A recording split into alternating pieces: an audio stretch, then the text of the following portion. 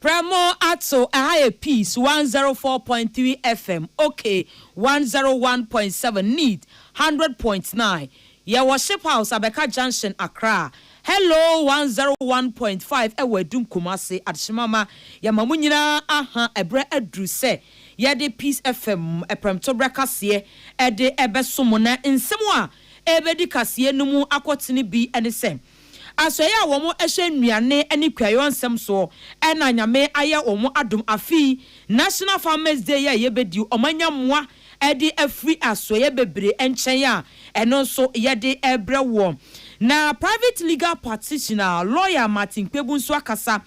ese wo hye kwan ya special prosecutor Edi Jumano a entwa ye kwanto ono osusu se wono a en resign na akuafo nso ene esu ni titiri kokwa akuafo ene wo mo se ba bia aduru no a wose wo mo enya wo mo a wo mbeye adwuma de amo wo mo no wo mo nyina de wo mani akokire mu ewo galamsey enti ha wo mo pa na wodi wani ekire mu ewo santimantam nsuso a na achese kumase meyon nsuso ese bronya ye bedie no wadi niama ebegu akwam se de bia kwanhia so ebetimi ate wei ene nsenkaye ahodo ena yasim konwa ede ba besum se Peace FM Premature kasiye yefa seda Emma special ice mineral water me patro ya buju so pebi nonom ene ekokro mu eno ani special ice wa fiefie ma ebi entena ho na bibia nkoye entimi emfama wo se kasam ebegina ne nan so a eye best point savings and loans ebeboa ma osikasam atimi akonkan me patro hia bosia ade aye wadwuma wodi atretre wadwuma mu a enkoye te se obekokọ ne bransam ne san ha yewe tenten bra ye de be ma no se echen kuroi okọ best point savings and loans entesa okọ ya sika bia ohia bia no na ye de amount ye pese wo businesses no enkon kantinfo ni chire mu ho na ye ntimi emmoa afei this way chocolate drink de ohia eni switch ye koko kan no a Ghana cocoa no awobomrane no ano a ene adan ni ede amaw enti wunya wonsu ohye no a na achese no a no wei ene aboafo omoboyen amakase no aba wakwan mu Midday mame akosua etona afejebre na yemfa ensem no kiremu emrew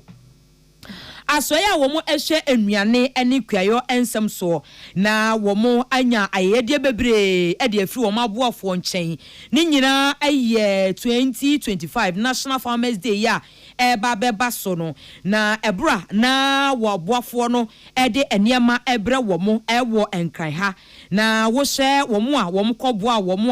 womo eye Stanbic Bank na Development Bank Ghana Agricultural Development Bank and Sino Machinery Ghana Limited and a crocodile market and a woman equaye woman aye dear not to say nyasem ketrakra efepa na ebra na aye dear ekoma asoye enquier and a fenuane and some so ebra na a Stanbic Bank Ghana and Sino Machinery Ghana Limited and a Development Bank Ghana wamu de omo kono wamu de omo tractor fofrokra and a ede ekoma asoya ehwe enuane ene ekwayo ensem so na afren so Agricultural Development Bank mechire ADB womo so womo kono and womo ese womo kura womo ensem 1.2 million Ghana cedis eno eye sika womo de be ma 2025 overall best farmer ya wo bo ne homoden pa ni nyina eye won so afamu de ena crocodile market fo so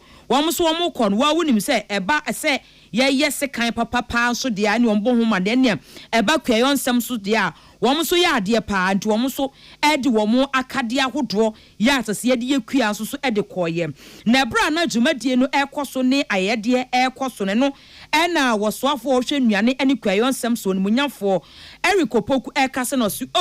ya boafo yi ayade papa beboa ama emmoane akade bia ye hia ama fi kwayo nsem atimi agya na so no ebetimi akonkan wo ma baso pa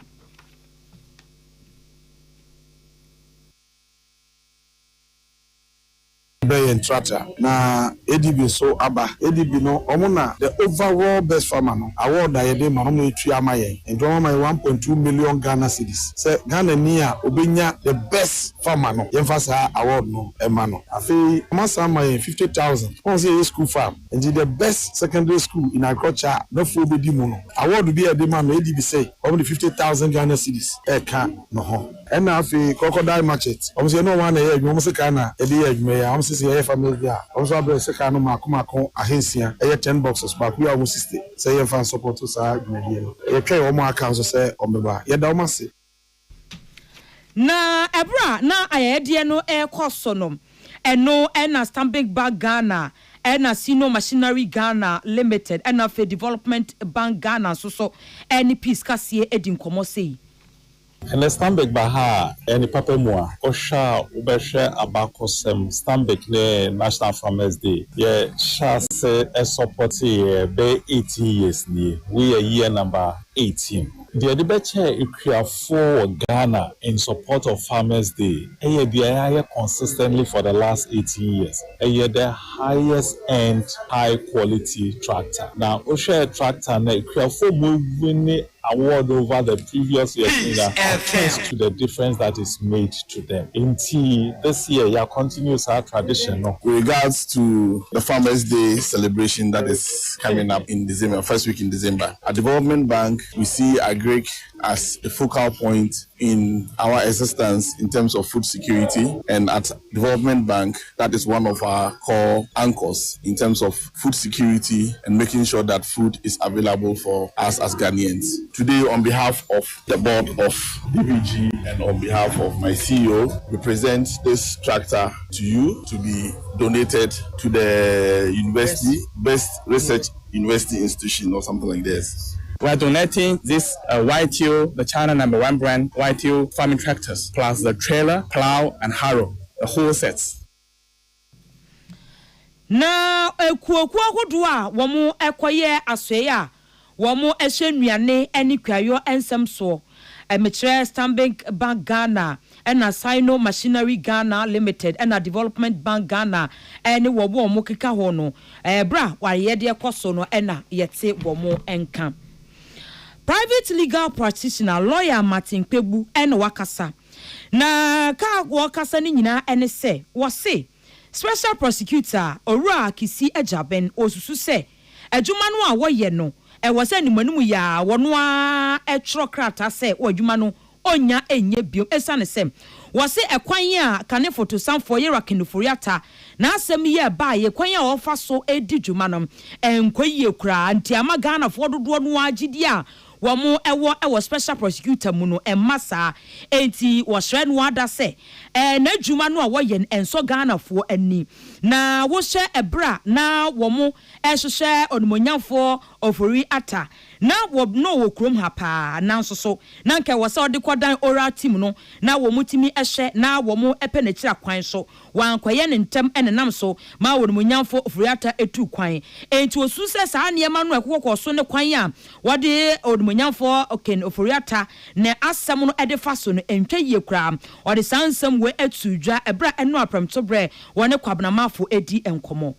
I can say a hodge because natural American true say a honor crime thing. Catastrophic dream no. I quite sure so I can be on over fighting corruption no. It's a man can it's a action or no corruption action. Or no head no ti abansa and ye e was so mushi ho e sa na wuntime nko okono ya asem na meditu ja o se memra me kireki ase e ka nyama du anai le ka se ono kisi jabe ono ankasa no tu le mutu e ka se ansa na owura ofuriata betu kwan no ono kisi jabe no Omukrata na ofuriata chirokoma current chief of staff and outgoing chief of staff. And sorry call NIB. Omomwana na on stop you ofuriata. So far, many before NIB akata. Omuti de bi yeno kre.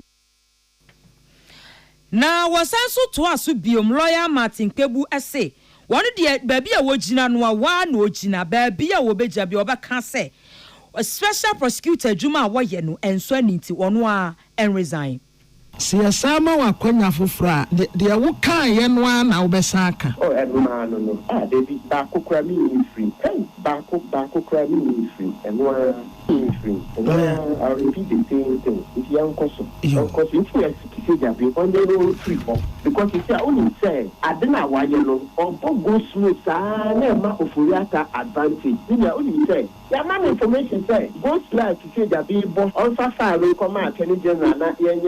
ofuriata ntem na o delay na one fan call sisi amene ka say ofuriata ewa America opeso onyan krata opeso onyan American krata it is nesu jedem okay na ye bisa say if you go slow na special prosecutor you go slow na is it a way of helping him say you can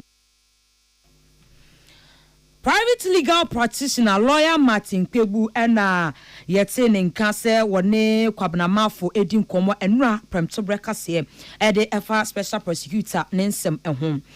na kokwa akuafo ye ewo oman konkro Ghana ena wo mu esui na se kokwa adwuma no uhia obi a wobetimi aboa wo na watimi aye adwuma no esane se wonkwa wa ho ade ntimi nye ya na uhia paafo wo mo meboa wo makoko no wo madua de ama wo wo mo nsuso a wo mbeboa na wo mo atintim ombedo ase koko no kura benyini kura mpo no obebunya unhia obi a obete de ama wo de obeboa no de bekọ aboye de obebo de akura be hata koko no kwa ma otu aba paso ni nyina no unhia adwumayefo na omaye de ama wo mo ne no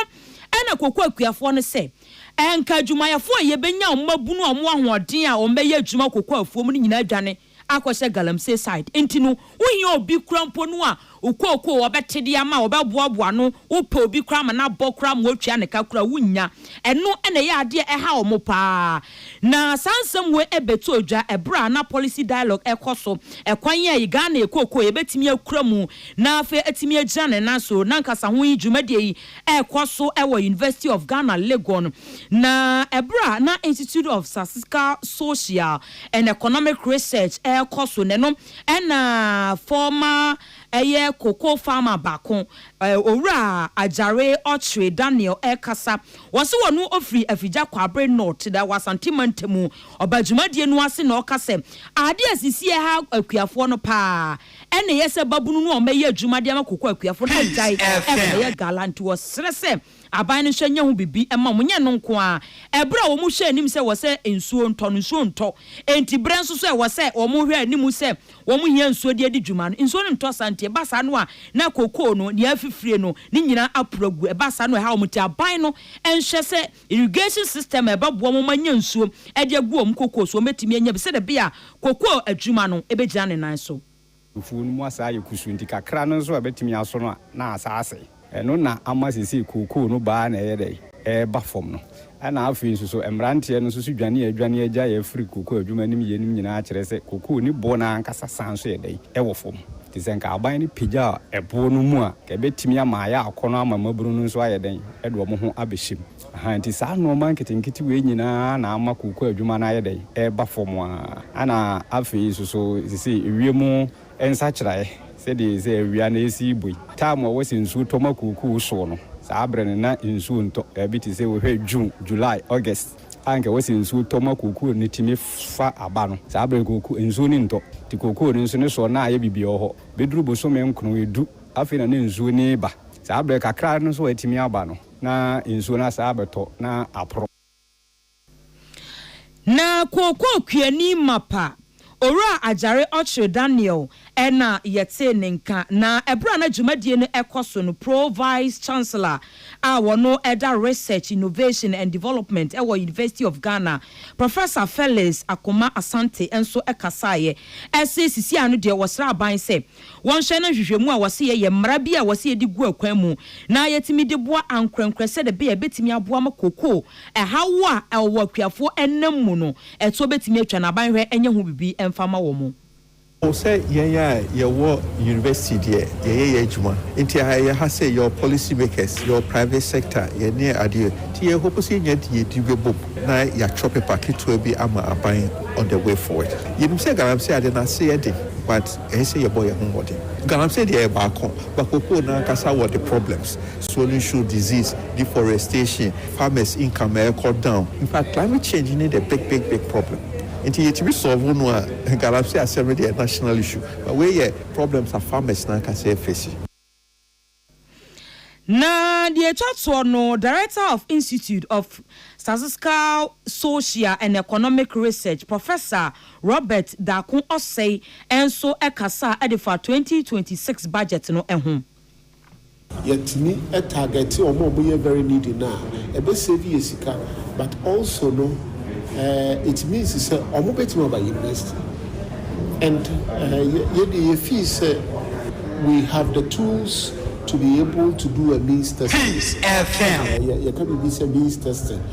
No choice. More bit to ano, or more musically, or more to be to. And there are very known ways of doing means testing. Director of the Institute of Statistical, Social and Economic Research, Professor Robert Dakun Osei, ena yete ninka. Yamfa kasiye no enkopie mu ewa Asante Mantemu Kumasi Mayor onumonyamfo Richard Ofori Ajiman Buadi ena wakasa ena wase baabi a aduru no wase etimi hwe pa edu bronya mre no a ya na yekodi bronya no contemporary ntemte kwanhia dodo no a eta esi na Kumasi Mayor edi adodo ande nim Kinzuba ena wakasa no wase baabi a aduru pa de wode niam begu akwam afi we bronya pa enya de akwanhia basabasa bia ebesi na sansem we beto dwabra okopie mu awokonfo anoche teaching hospital na ebra na wono a akwanhia nti wo mu akokopie mu ewo ho na eno eye eda wo mu edi se de bia wo mu ehwe de kai wo mu a enam akwanhia nti wo mu akokoda ayasabia eno ode nani kire mu a wokosho mechire World Day of Remembrance of road traffic victims eno wokakosho wo mu no se ba bia dunu die wono di niam begu akwam tie bia wono wo ye bragea na se wo fa nipa bebro miensa ye chewa emra ene ubedi ni ba bia ye se memfa no hweye ene wanfa no wa krado safi we die wo ma kwanhia basabasa ensi ke me no ma bebre ya me adum aya wada we ene aposi fo mpanyi fo wa Asante Mantama Kumase ebehia na enhyehyaya ye fu se ye digu akwan mu a abeboa ama nipa ho ban bo adi mu no e wo sa abonya bre ke me potem bia ni wa wo de nipa ebro miensa atena prage ma yenchew ebio emia ya ka se prage ma hodada Central Business District no so eno so ye da su gire me ebi ya ka se prage ma ho no eno so e ma prage ma woni a otonton ade e wo kwan mu e wo Central Business District no efiti dwada ekwe ye be ma ye homene so ye ma obi anton ade e wo kwan mu e wo Central Business District ni mu ekwan ni mu beda ho saa computer ma ye bedi bonya ne bewi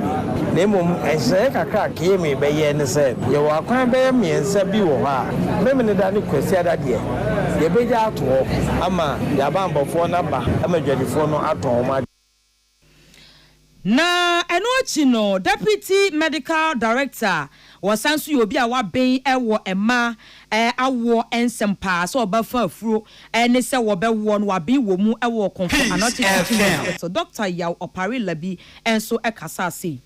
ene near ye mayor ene representatives of Bloomberg Initiative ene the team oma baba yo hey na so ye ni papa no kreni admission se ba had de bia ohamu chichemu aduasan ekononim no accident ene de ba nti ene sei omo nipa 7 anameka se enso ena mayor ene ni team na ba ha no ma oma ba ye adoya momo ni na ne se mo pese mo boa wo mo na aha omo da no omo ho anche wo mo na eduso omo kofie susu a ahokyere susu eni ho no na omo ya ahoto so omo da ho kra na sika ho adwendwen eba ema ne ho nto ne ntem. Deputy Medical Director was Sansu Yobi a waben pa ewo awo ensem emu owo okonfo Anoche Teaching Hospital konfo Anoche Teaching Hospital Dr. Yaw Opare Labi ene yetene kan yenua Samson Kwame Nyameche ene de amanie ebre yen. Na African Foundation for Premature Babies and Neonatal Care ena womo ese baabi a adru ne kamea se emofra ye wo omo afoforo no dodo no a eto nananom ewo nse do afi bia no Ghana abofra ya wo no wo mo anwu kura no na enye 128,000 na eba 8,400 nso a womo eye omo a ya omo toa omo wuo ya chese womo fie no enu emfie enum ti ya ade a ha adwempa eno na African Foundation for Premature Babies no womo ese womo ntena se ewo se ebredu se yeye bibi efa ho na no na ebra na founder and executive director wada African Foundation for Premature Babies Selina Bentum Ekasa no eno wasi baabi ye dru no wasi yetimi ede niam egu akwam se de be akola ne ye wono a ye betimi ahwe no yie na wasi dodo no awofo no omunya sika omunya moa bia ntibasa no abofra no hwe no mu no enkoyi obehu se na wafiri wo mo nsa nti wosresa aban no hwe se anka anya hwe no National Health Insurance Scheme no wo mba bibi ede aka won se de be ya mofra nketo a ya wo mo no ye betimi ahwe wo mo so eyie na Ghana hano the records I want to say at least 128,000 babies due to complications from premature birth. Ghana hano. And yet number ABI not just a figure. These numbers represent beautiful souls, future mothers, any fathers they look forward to welcoming their babies home. Because any child no jumanemum and cover the essential or the most expensive part of the care. In Murua, sometimes oxygen it has to be paid out of their pockets. Say, in Kaye, abai kotana, or say parents, and as a mother no ekabano, because that is a critical aspect of care. Na enuachino. Selina Bentum enso esanso to aso kasa se animanimu ya no aban no anasa wo man ya hwe bibi anye ampehye bi anwu akwamu a emofra dodo no a ya na wo mu free ensa eto anam ewanse do no ebedo so pa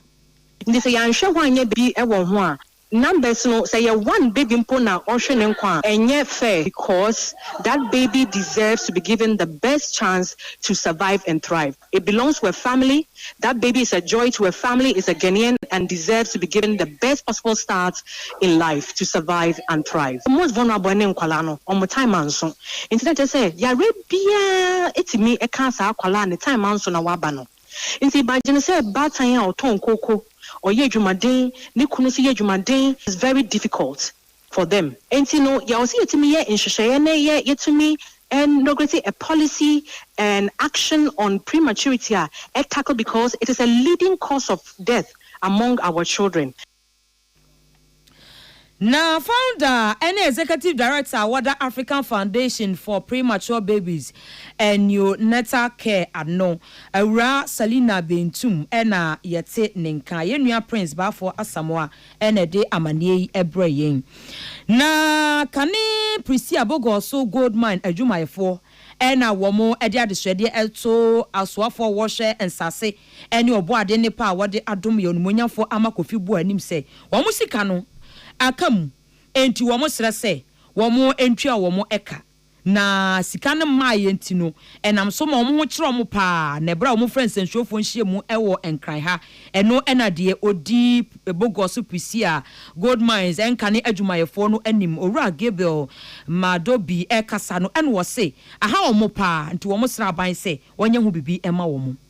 The Labor Act 2003 Act 651 makes it clear in section 18 that outstanding remuneration must be paid upon termination of the employment. Unfortunately, Heat Goldfields has failed to meet the required timeline. We wish to state clearly we are not bound by this MOU. We therefore appeal to the Minister, Lands and Natural Resources, Honorable Ama Kofi Bua, to ensure that disengaged workers receive every entitlement owed to them without further delay. We demand these end-of contract benefits, outstanding leave arrears, the 2023 bonus, and redundancy pay due us to be paid immediately to alleviate our hardship. Na enu achi no Owura Gabriel Madobi amanansowa enu wo se wo sre o se wo hye Bogoso Prisia gold mines yi wɔn ɛde ama health goldfield for so wɔn hwɛ so na wɔsra aban ne sɛ nkratasɛm ɛne nhyehyɛ bi ɛkɔ so na aban ehwɛ ne yie deɛ ɛne wɔn ka ne yie ɛsan sɛ nneɛma bebree hɔ wɔn hyɛ bɔ no wɔn nyɛ. Bogosu Prisia might deserve more than a stopgap resources or measures, a complete operational turn around. Hit Goldfields failure to meet its financial obligation to the former workers of the Bogosu Prisia mine force us to ask the minister some difficult but necessary questions. Honorable Minister Amakufibua, these are the questions. 1. What level of capacity committed did Hit Goldfields present before acquiring the lease? 2. What assurance or proof of funding were evaluated by the government of Ghana? Did the government independently conduct a due diligence to confirm Hit Goldfields has the financial capacity to revive and sustain the mine?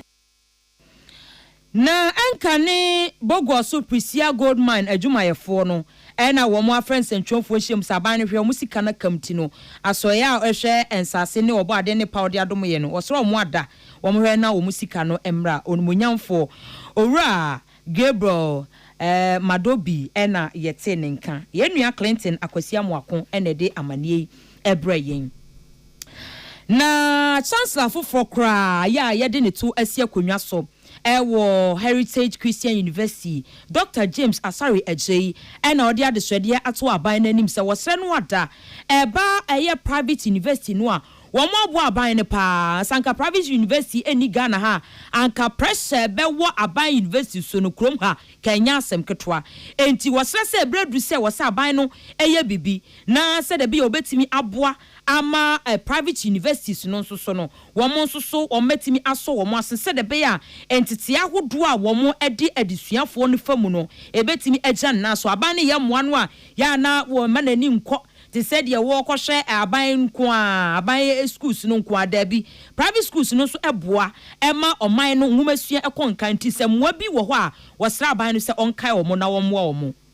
So we shall ankrankre asuabre onwana say school pon ade a eboa wo man yi say o man nko entimi emfa say adwumadie no eno nti na ye wo ankrankre asuapon bebre na kamia ye say ankrankre no etiti asuafo no ama wanya nimedie no abeboa o man no ade e ma o man tumpon bebre enti ho hia say aban o man ni nyina no beso beboa ankrankre asuapon e wo sika fam niema wo hia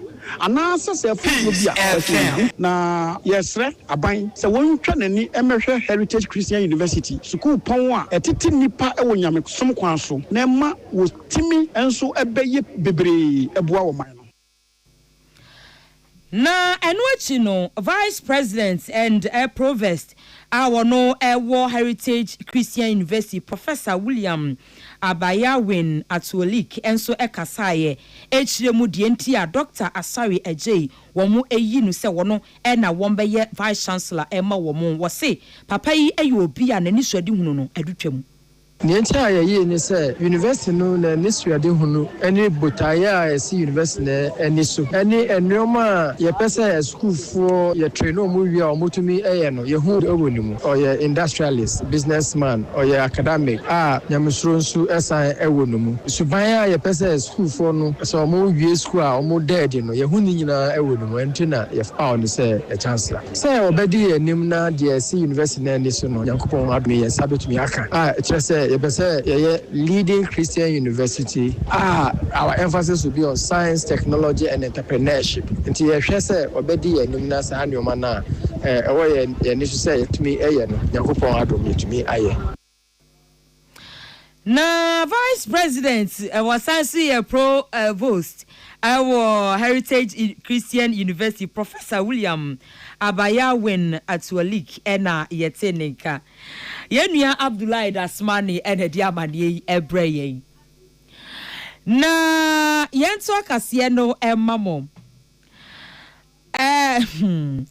vice chancellor ya wono ewo Central University Professor Samuel Akwasi Date boa ena wakasa na nkasa yemu ena wase baby a adru no was say yetimi edi niema egu akwamu said ye be ye betimi aboa na niema yesua wo man we mu no ye betimi ahye emu ekena said be ye betimi aboa pa na what the sansem we etudwa ewo 24th congregation ya se ekoso ebra na adesua for 1200 wo mo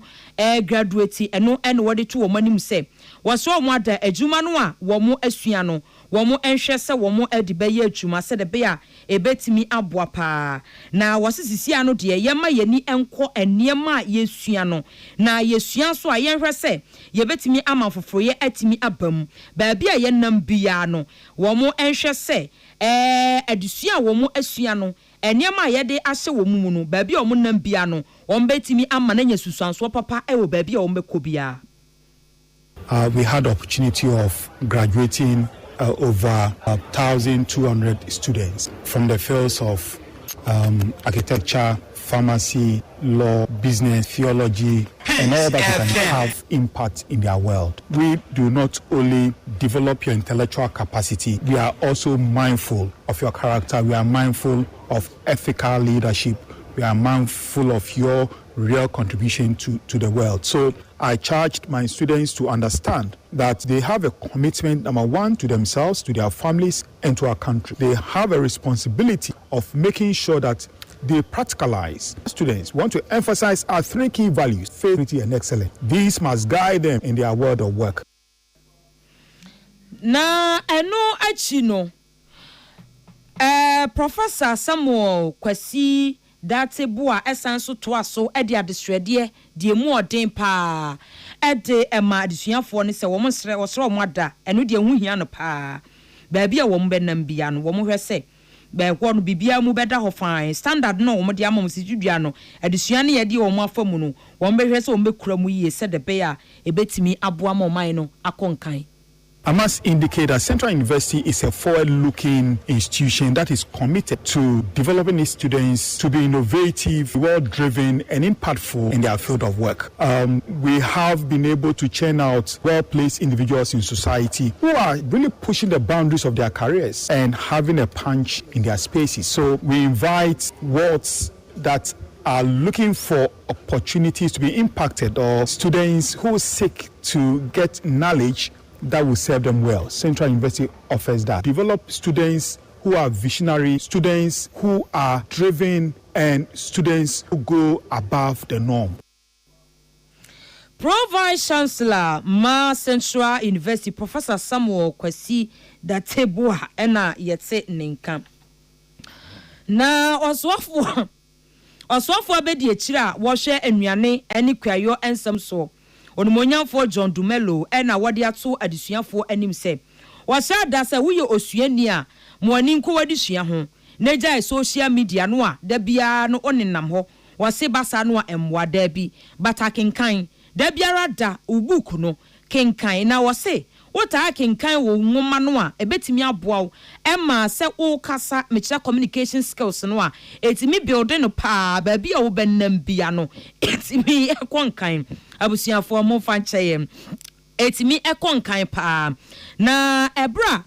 na onumonyamfo John Dumelo ekasa ewo adwensa children book and art festival ase ena odi safutue etu edwa. One of the things is that most of the youth are shying away from reading, and they are getting more into their phones and watching videos and all that, which is also not bad. But I think reading is quite important, and so we must encourage the children to read. They always used to say that Peace FM from an African put it in the book, and so a lot of things have been hitting for me because I didn't used to like reading. But now that I'm in Parliament, I have to always be reading and be updating myself. To the children here, I would encourage you to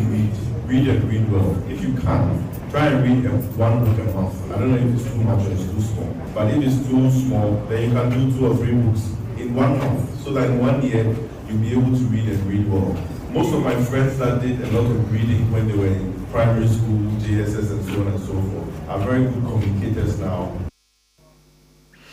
Na Anuachino, Chief Executive Officer, Oda Adwensa Publication Adno, Ora Kwaku Opon Amponsanso Ekasase. nipa bebree bae na ombe kan saa book yi ekire nkwala na de na omo fa book ne so akire nkwala ne se ofa sebi pots ana kuku a obehu o shop a ayefe enye se osore ye ana pot ne sore ya ne be yefe efa enema bebree mu efa jemu efa yawo bi mu ansa ebe yefe enti omo ankasa de omo abrabo etoto pot ne ho eka kire nkwala ne se enye se uhu omo eti omo din ehu omo TV so ehu omo se omo ye mpanyfo omo ye nipa titiru enye se omo sore ya na omo be ye nipa titiru omo fa yawo bi mu enti nkwala no omo tu omo fu se omo nye nkwala omo be fa omo de sua serious pa omo ntwe omo ho free enema bi a emmoa enubone insanom asoden ene nema bebre no omo nye osetie ema omo awofo omo nye osetie ema omo teacherfo. Na Chief Executive Officer Oda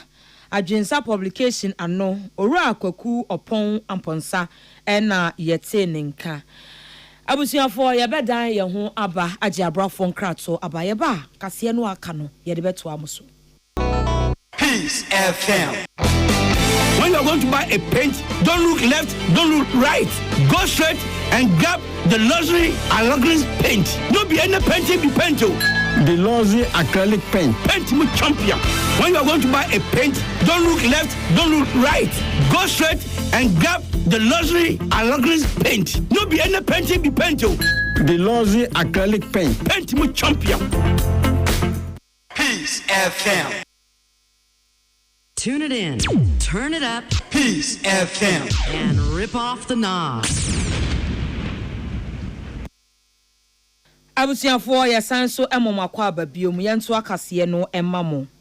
Na Scrap Dealers Association ya womo ewo omawe mu ena womo ese wo hwe womo adwuma womo eye no a eboa pa ema bibia etimi ekonkan na womo dwuma womo eye nsusu etimi ema wo hwe ndade ahodo no anka ye beto atwe no yetimi dandani tibasa no kwa etimi de adwuma eba pa na soso wo hwe enhyehyɛ bi a egu akwam ese wo hwe ndade no a ya na womo ekra ede free omawe mu kwa amana na esum bia na womo ekeka se womo fanto womo so no womo se ebasa no a ebetimi ahadwen pa na bra womo friends centrofo enhyiemu ya secretary a wono eda egbewa Scrap Dealers Association ano owura Salim Salifu ekasa no eno wo se ba bia aduru ni de wo sraban ne se onye ho bibi emfa emma womo esane se womo adwuma no etimi edi puntuo bebre edeba etimi eboa mankrofo ehun etimi to mo nsoso etimi aye enema bebre ewo omawe mu ti aban no ehye na wo business no onhu no emma wo mo na oguni ma wo a nipa dodo no adwuma ebesei. We are going to assess a bank on top buying it from us so that local companies are Omo Ghana, Omo Ankasa, Omo Kwa, Omo Top, anything like that. Until there's a better huncher the Abba. The local companies in Kwa, the Tonwa, Mesika Beba home automatically because of that. Still, Omo local companies, Omo Kwa Top, no export for it. I see the price area from 7,000 to 4,000. And yes, so far, what I still so. And when we could recover from that thing, and we also a pipeline. Anything I say now, yeah, baby, yeah, press conference. Yeah, I find that yeah, don't yet, oh, baby. Na chocho for ma Bewa Scrap Dealers Association ora Salim Salifu ene etenenka yenua Esther Labi ene diamanie ebreye enemre ema yekwan kase yensaka no yedi esi na yemfa seda ema Abdullahi Dasmani ena Patricia Sefa Fisher Clinton Akwasi Amuako omo ene boa yen social media nso Peter Square na Midday mame akosua etonam yadamase amamo anitia adehye.